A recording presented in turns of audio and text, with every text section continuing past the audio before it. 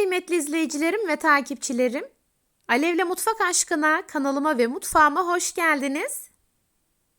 Bugün de sizler için tek tek uğraşmanıza gerek kalmadan çok pratik ve çok lezzetli bir portakallı kurabiye tarifi hazırladım. Hiç zaman kaybetmeden hemen tarifime geçiyorum. Hepinize iyi seyirler.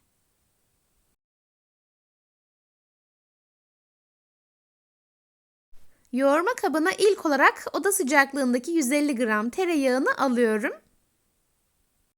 Kullandığım tüm malzemeler oda sıcaklığında. Üzerine 1 su bardağı pudra şekeri ekliyorum. Tarifimde kullandığım su bardağı ölçüsü 250 ml. İlk olarak bu iki malzemeyi güzelce karıştırıyorum. Bu arada diğer bir taraftan da fırınımı 180 derece alt üst ayarı açarak ısıtıyorum. Kurabiyemi hazırladıktan sonra sıcak fırına koyarak pişireceğim. Tereyağı ve pudra şekerini güzelce karıştırarak istediğim kıvama ulaştım. Sonrasında 1 çay bardağı sıvı yağ ekliyorum. Tarifimde kullandığım çay bardağı ölçüsü 125 ml. 1 yemek kaşığı yoğurt ekliyorum. Tarifim için 1 adet yumurta kullanıyorum. Yumurtanın akını hamura ekliyorum. Sarısını üzerine sürmek için kenara alıyorum. Sıvı malzemeleri ekledikten sonra spatula yardımıyla güzelce karıştırıyorum.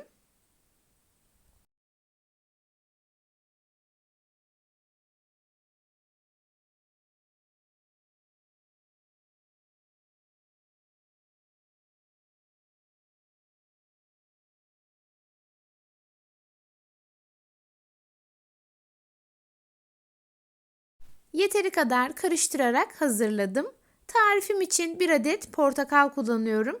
Portakalı güzelce yıkadım ve kuruladım. Rendenin ince kısmıyla güzelce rendeliyorum. Tabii kabuğunu rendelerken beyaz kısmını rendelememeye dikkat ediyorum.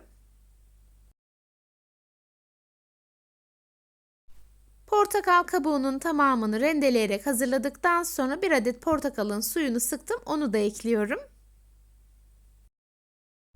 Tekrar güzelce karıştırdıktan sonra yavaş yavaş unumu ekleyerek yumuşak bir hamur hazırlıyorum.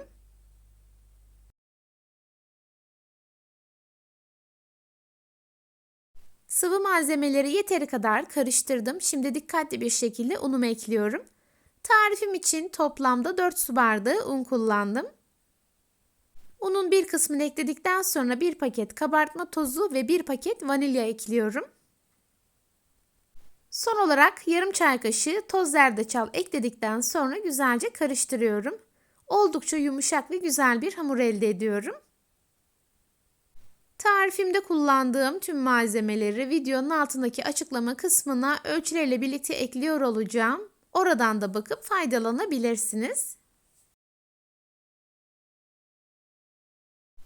Hamurunuzu hazırlarken ununuzu dikkatli bir şekilde ekleyin. Çünkü hamurun kıvamı oldukça önemli. Çok yumuşak bir hamur hazırlamanız halinde kurabiyeleriniz yayılır ve şekli bozulur.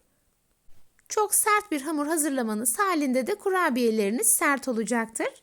Birazdan sizlere kıvamının nasıl olması gerektiğini göstereceğim.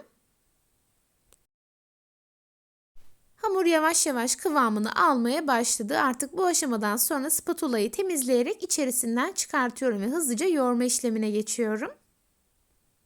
Zaten kullandığım tüm malzemeler oda sıcaklığında olduğu için kolaylıkla hamurumuz toparlanıyor. Çok fazla yoğurmamıza gerek kalmıyor.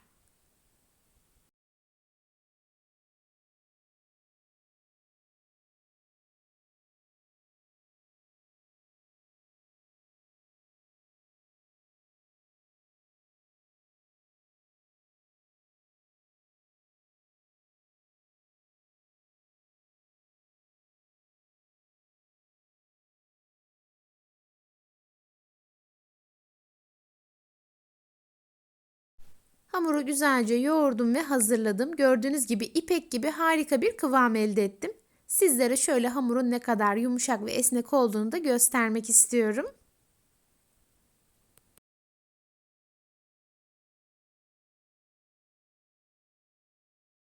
Hamurumuzun kıvamı gerçekten şahane. Şimdi bu hazırladığım hamuru fırın kağıdı serdiğim tezgahıma alıyorum. Hamuru elimle iyice sıkıştırdım. Daha sonra tezgaha koyarak elimle biraz açıyorum.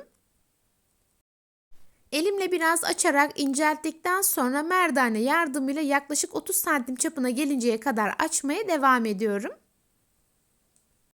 Hamur açarken her yerinin eşit incelikte olmasına lütfen dikkat edin. Böylelikle kurabiyeleriniz çok güzel olacak.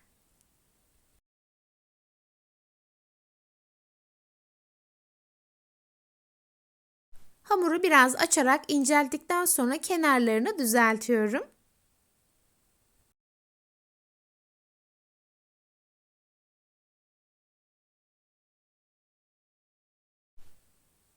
Kurabiye hamurum artık hazır. Şimdi rulet yardımıyla kareler kesiyorum.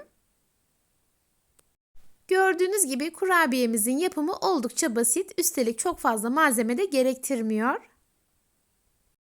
Tek tek uğraşmanıza gerek kalmadan pratik bir şekilde hazırlayabileceğiniz bu kurabiyeler hem rengiyle hem de lezzetiyle eminim sizlerin de beğenisini kazanacak bir tarif.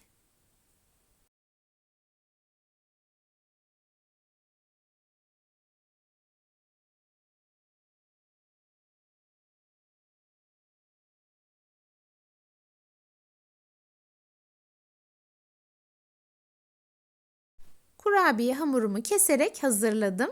Şimdi fırın kağıdı ile birlikte tepsiye alıyorum. Kenara ayırdığım bir adet yumurta sarısını güzelce çırptıktan sonra fırça yardımıyla üzerine sürüyorum.